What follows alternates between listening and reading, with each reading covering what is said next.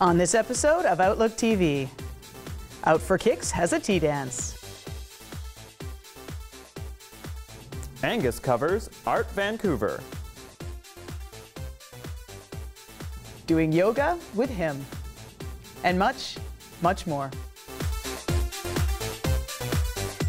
Hello and welcome to Outlook TV. I'm Rebecca Wyman. And I'm Robert Mackay, and you're watching the Queer Magazine news show that brings you the stories that matter the most from coast to coast. We're going to kick it off in Vancouver with a fundraiser. Brad is going to see how MIA put the fun back in fundraiser. Hi, we're down here in Gastown at MIA for Spectrum STRUT pre-party with the Foundation of Hope. A world where LGBT refugees and newcomers can live safely and be themselves. That is the vision statement. So the essence of the Foundation of Hope is to bring that into reality. And how we do that is by raising funds and distributing those funds out to either sponsorship groups or to community services who are matching our mandate. I had studied LGBT refugees, so I knew of the phenomenon and it was a passion of mine. I didn't want to be complacent anymore, and I wanted to wear heels, and so those two things came together and it just sort of, it fit. So can you tell us where we can buy these like men's size heels in Vancouver? I would go to Model Express. It's kind of like the go-to. It's pretty close to Gastown. And then I also got mine at Eastside Rewrites, which is kind of like a used leather store, but they happen to have these. This year's target is 40 grand. That's including tonight, of course, all fundraising activities that are going into STRUT. Spectrum Events is a group of people on a board that we're trying to raise money to get together and create a festival called Rainbow Fest, which is happening in next year. There's gay, lesbian, transgender, drag, everything, and we don't want them to be segregated. We wanted to bring them together, and so that's what Spectrum Events was created for acceptance, equality, diversity, and inclusivity. There's 5 people on the board. We're all keyed into individual communities to try and bring together all of us to create this festival. We've got 2 awesome DJs, Patrick Kelly and Skylar Love, and we have 4 different go-go dancers, and drag queen Alma Bitches is coming to do a performance, so that will be an awesome time. We love you, love is love, everybody's equal, and yeah, that's it. Are heels mandatory on the walk? Yes. Yes.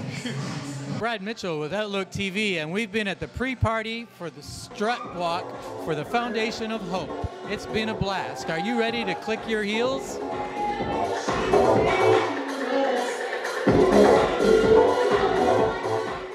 And next we're going Out for Kicks. I heard this was for a tea dance? Yes, a tea dance. Enlighten me.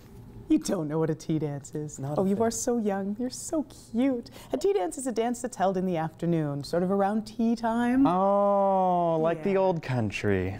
Oh, yeah. It's the unofficial start of the summer, and we're here at our first barbecue of the season at the Junction in Davie Village in Vancouver. It's our launch of the patio season. We're working with Out for Kicks. We're doing an Absolute Barbecue sponsored by Absolute Vodka. Out for Kicks is raising donations. It's a $10 beer and barbecue, or vodka barbecue.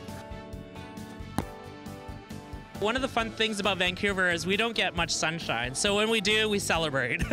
And this is just kind of a great way to kick off the fundraising event for Paris. We're actually headed off to Paris next year for the IGFLA and the Gay Games Paris 2018. And all the teams basically come together. So each team is comprised of 23 players.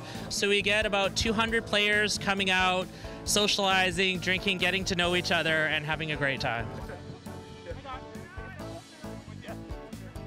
Out for Kicks is primarily a gay soccer league that welcomes allies, gays, lesbians, anybody who really wants to play soccer from any level, from beginner to advanced. We mix up the teams and we have a great time and a great social event. This all got started back when Vancouver hosted the Gay Games in 1990. I believe they were hosting the IGFLA/Gay Games in Vancouver. First time it was ever outside of San Francisco.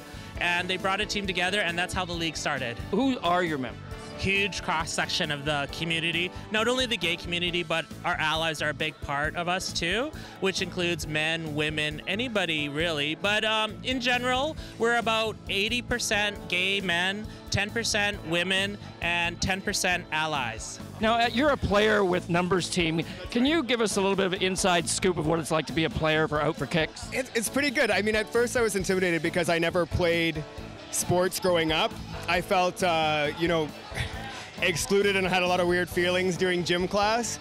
So it's really nice as an adult to be able to meet with a bunch of similar people that have a similar experience. And just for me, it's learning a new skill and the whole social aspect of it as well. And being able to go to barbecues and events and just meet people that I wouldn't meet otherwise. Fantastic. Now, are you originally from Vancouver? No, I'm from Alberta. Alberta. So how long have you been here? I've been here 8 years. I grew up in a small prairie town called Stettler, Alberta. Thank you. And help yourself to a bag of chips. Now, you do these things all summer long, right? Yes, Canada Day long weekend, we are doing an absolute barbecue with the Sisters of Perpetual Indulgence. P-Flags has a barbecue book. The Dogwood Monarchy Society will probably work with them in August. So we have a lot going on. For OutlookTV, this is Angus Pratt at the Out for Kicks barbecue in Vancouver. It's time for us to take a break now. Time to rest these feet before I break them further.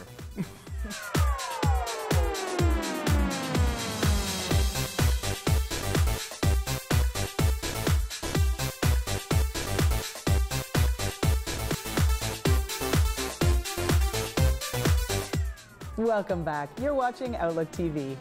And while you're watching Canada, are you perhaps in Winnipeg? How about Calgary? How about Halifax? Ooh, Nunavut? Regina? Regina. Stop getting excited. The point is we are looking for volunteers to join us and contribute to Outlook TV. Speaking of Regina, you know what the next story is? Les Hookup? Right? Ah. Anyway, lesbian speed dating. Emily's got the coverage. Hello, lovers. I'm Emily Ann Fraser here at the Pint, and I'm going to bring you up to date about the hottest speed dating event in the community. So get ready, get set, and let's hook up. So everybody is assigned a spot at first. They're given a number, and they all sit in their spots, and then each date is about 4 to 5 minutes, and then we run rotations of 4 to 5 minutes. And then after each rotation, they switch spots. And eventually, they'll actually get to date everybody that's in the room. Yeah. We get a lot of women here that are just moved here. We get a lot of very shy women. And they come in here and they're so nervous. I mean, like just today alone, before this event started, between 8 and 11, I probably already got like 8 emails from women that are attending tonight. And they're all nervous. They'll all come in, they'll all look awkward, but after they do their first, like maybe 2 dates, you see them, they'll just start sitting back. And just, yeah, you just gotta relax, just breathe. I've had women as young as 19 and women in their 70s. And I never really know until they walk through that door because I haven't met any of them. How do you think this differs from, say, online dating sites? I guess maybe there's a bit more spontaneity simply because you're not evaluating somebody based on a whole list of traits they presented themselves with. It's more of a how you actually interact with this person in an immediate sort of way. Do you have any expectations for tonight? Have you left it up to the fates? Yeah, fates, I guess, or something like that. This is kind of a different path you would take as opposed to, say, online dating. Well, online dating, nobody actually talks to you. So there's a chance to talk to human beings in person. Not really into the online thing. Completely agree. And do you have expectations of tonight, or have you left it to the universe? I've left it to the universe. The paper girls are women who couldn't participate in the event because we sold out, or they're not feeling quite ready to speed date. They're a little bit shy. So they can sit and send messages to the daters or between the paper girls. Oh, well, I guess this is a way to meet people in person, to actually meet people face to face rather than just online. So, and it's in a fun atmosphere. I think it's interesting to meet a lot of people that different backgrounds. I see, and it's better to do it in person, I should say, than online. Our paper girl board. So what happens is that each speed dater that comes in gets a number, and our paper girls each get a letter. So say there's a message waiting for number 3, we just remove the magnets, And then number 3 will know that she has a message waiting for her, so she can pick it up, or Jen or myself or one of the other people here will send it out during a transition or during the break. And then this kind of happens all throughout the night. Once again, I'm Emily Ann Fraser with Outlook TV. Thanks for watching. I'd love to stay and chat, but I'm gonna go find some ladies. Up next, the art show at Canada Place. We have interviews with some wonderful queer artists, and we've got Angus covering all the news. We're here at the 3rd Annual Art Vancouver at the Vancouver Convention Centre, where artists from all over the world come to Vancouver to show their wares. We're going to go and meet some of the artists today and talk to the organizer and see what it's all about. We have artists from across Canada and around the world. So we go to other art fairs and we look at art that we think is really interesting and different, and we invite them to come and exhibit here. And we go online and look for different artists, and then the word gets out and artists contact us. I come from a family of artists, but I've been dabbling in different things, but I've just been dabbling in abstract acrylics for about the last 8 years.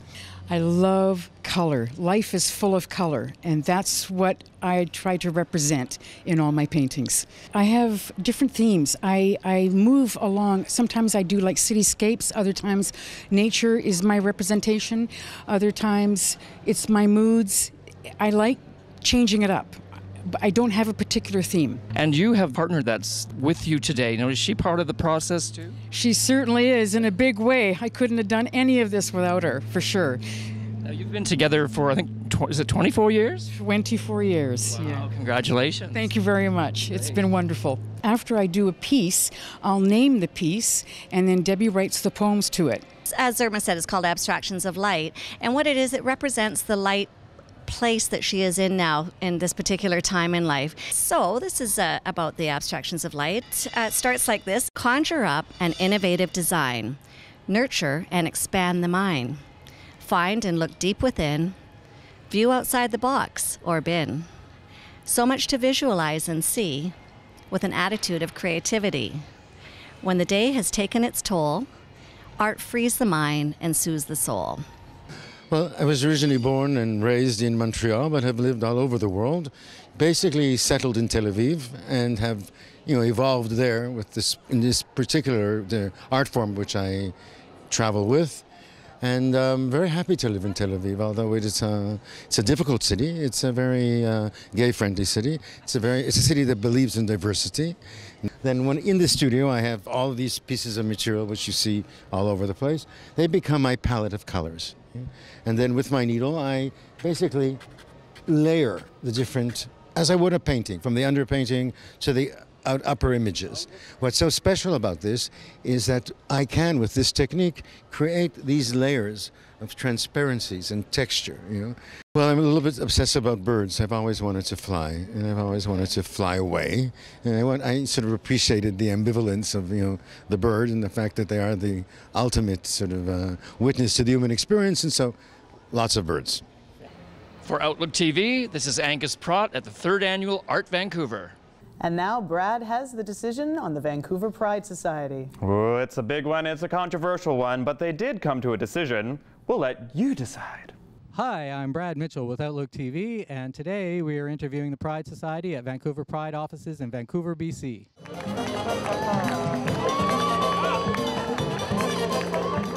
Really honor the history of Pride in Vancouver and the work that a lot of our elders did to bring police to be willing to participate in the parade, and all the work that Jim Diva did around that. So we've listened to those voices and really wanted to honor and hear those stories. Were you surprised by the reaction of the community on this recent topic with Black Lives Matter? I don't think we were surprised. Conversations have been happening since last year when Black Lives Matter Toronto halted the parade there, and that sparked conversations across the country. So we've been having ongoing conversations for the last year. I think when we address any issue that's affecting the community, we just take an approach of listening to all the voices that are part of the community, with a focus on centering, the most vulnerable voices in the community. And it's really through listening that we're able to guide ourselves through difficult decisions. We have gathered information over a period of many months, listened to many different voices, reached out to people who don't normally come out to our events or perhaps have felt marginalized by Pride in the past. So we worked really hard to build those relationships and have those conversations. So in addition to that consultation process, which brought up other things for us to work on, we have engaged in intentional conversations with community members and community groups about police participation in Pride. So it's been an ongoing process for many months of collecting information, and then we've met with VPD and RCMP multiple times to talk through the issue from that side of things as well. One of the things we never wanted to get into is a situation where we banned someone. We've approached this whole topic with the ethos of drawing people in for discussions and working with people to continue change. So I think when we have divisive issues where people have different opinions, my best advice for that is communicate. And social media sometimes takes away, adds a layer of anonymity. And I think bringing people to the table to talk in person about issues is super important. It's Brad Mitchell at the Vancouver Pride Society offices. We're wishing everyone a glorious and fabulous Gay Pride Parade in 2017. We're going to have to take another break now. Another one? Yes. There's so much news. We'll be right back.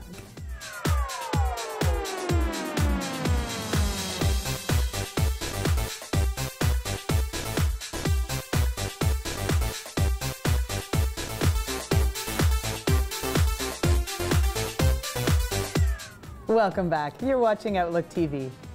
And if you're looking for sweat, intertwined bodies, and awkward poses, we've got something for you, don't we, Rebecca? I don't even know what it is you're describing. Yoga, clearly. Oh, yoga. Yes, Gareth has got the story. Yoga is very big in Vancouver, but it can be very expensive. Let's find out how Health Initiative for Men is helping people stay active with Him Yoga.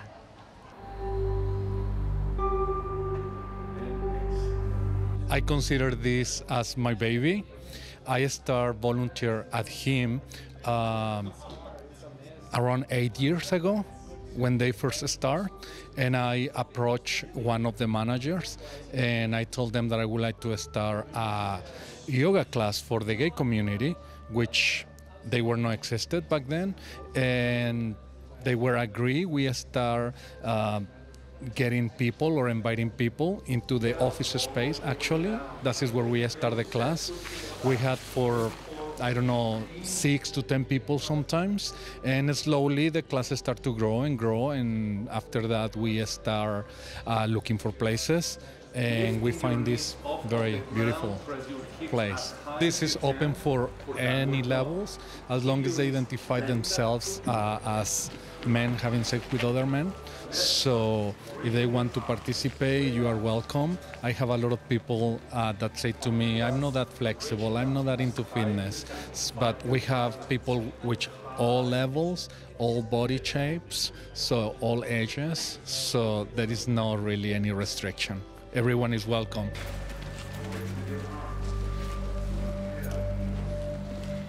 Programs here are all done by volunteers. Each time, usually about 4 different instructors per month, so everyone has a different style. You know which one fits best with you, and even those that don't, I come because it is good to push yourself in that direction as well. It's like, oh, maybe this is slower than I want, or this is more energetic than I want. But I think, again, trying pushing yourself to that level. But again, with yoga, it is your practice. If you find they suggest a pose and you don't want to do it, you can go into another pose, and no one will then penalize you for that.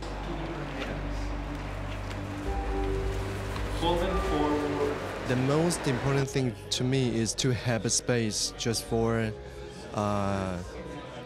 men to be together and doing the activity together, which I never thought it was possible in this way, and just having the space mean a lot to me. Every Friday to get in touch with my body and my mind, my spirit, with the teacher and the community, and that in a way the health is not just only on the physical aspect, so it's kind of like multi-aspect of the health. From the Scotia Dance Centre in downtown Vancouver, this is Garen CJ for Outlook TV. It's time for the Queer Arts Festival in Vancouver. It returns to the Roundhouse to show all sorts of lovely queer art.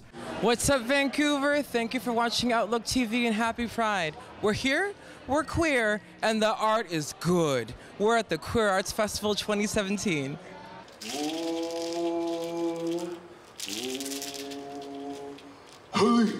Unsettled was really appropriate for where we are in Vancouver, and to acknowledge that this land doesn't belong to Vancouver.